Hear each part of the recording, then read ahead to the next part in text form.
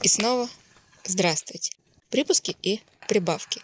Нужно ли это обсуждать? Не одно ли это и то же? Есть ли между ними разница? Зачем? Возможно, это буквоедство.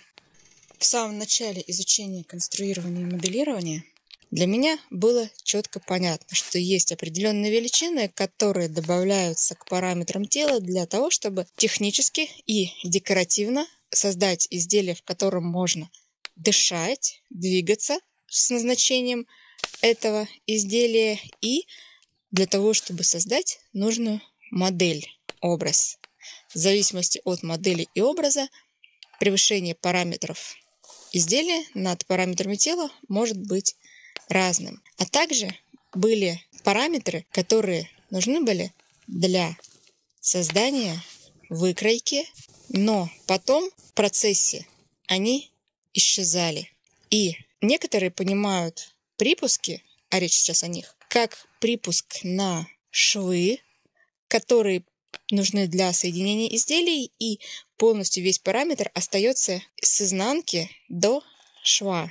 А снаружи от шва до шва мы видим само изделие, сформированное с помощью параметров тела и прибавки. А также многие знают припуски как припуск на подгибку, который также остается с изнанки и не фигурирует в создании модели. Но есть все те технические инструменты, которые нужны как леса при строительстве дома для процесса создания выкройки и формирования изделия. Они не припуски для подгибки, но они также, как слово «припуск», схожи со словом «допуск».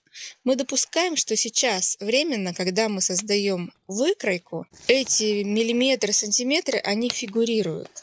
Но потом, когда мы получим готовое изделие, положим его на плоскость, проведем замеры, мы узнаем, насколько вот эта модель, которая так хорошо сидит на теле, превышает параметры тела. Насколько?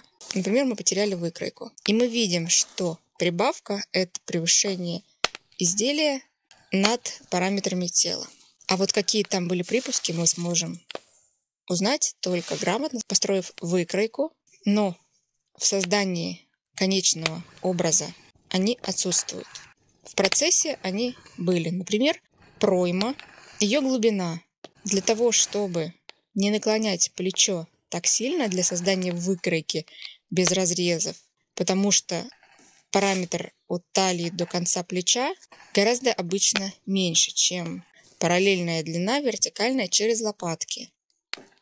Но в процессе создания выкройки мы можем себе помочь на плоскости тем, что мы допускаем, что на момент создания выкройки у нас будет превышение глубины проймы, допустим, на 1,5 сантиметра, в зависимости от того, что позволяет ткань. Мы сейчас временно увеличим пройму на некоторое расстояние. Мы даже не будем учитывать это расстояние, когда будем втачивать рукав, замерять рукав. Потому что мы знаем, потом это исчезнет, этого не будет. Но сейчас временно он прекрасно помогает гораздо проще создавать изделия. И вот это, в моем понимании, припуски. Но в литературе можно встретить и то, и другое. Кто-то прибавки называет припусками, кто-то использует слово «прибавки» и расшифровывает свои формулы, говоря, что вот эта буква большая «П» с индексом того, к чему эта прибавка, в формуле обозначается именно прибавкой.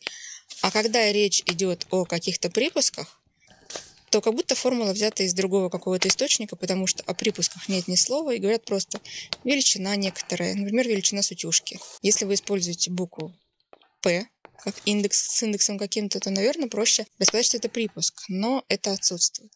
И поэтому, когда между собой совмещаются в интернете разные таблицы, формулы, можно запутаться. А также, например, в литературе иногда используется, особенно, наверное, мне кажется, сложновато будет тем, кто знает только про припуск на подгибку или на шов. Когда говорится о том, что есть отрезная линия талии, которая фигурирует в формуле рядом со швом. Если талия отрезная, то в припуск добавляется, допустим, 5 мм. Возникает вопрос, как в припуск может добавиться 5 мм, если это все равно отсечется от изделия швом? Для чего? Зачем? И в самом издании нет рассказа о том, что кроме прибавок есть еще припуски, которые включены в изделие на момент конструирования, а потом они исчезают. Вот эти сложности при изучении литературы вполне могут быть, потому что нет какой-то унифицированной одной системы определений. Данный вопрос мне когда-то был достаточно интересен, и захотелось поделиться этими размышлениями с вами. Возможно, кому-то это может сократить время на разбор этих вопросов.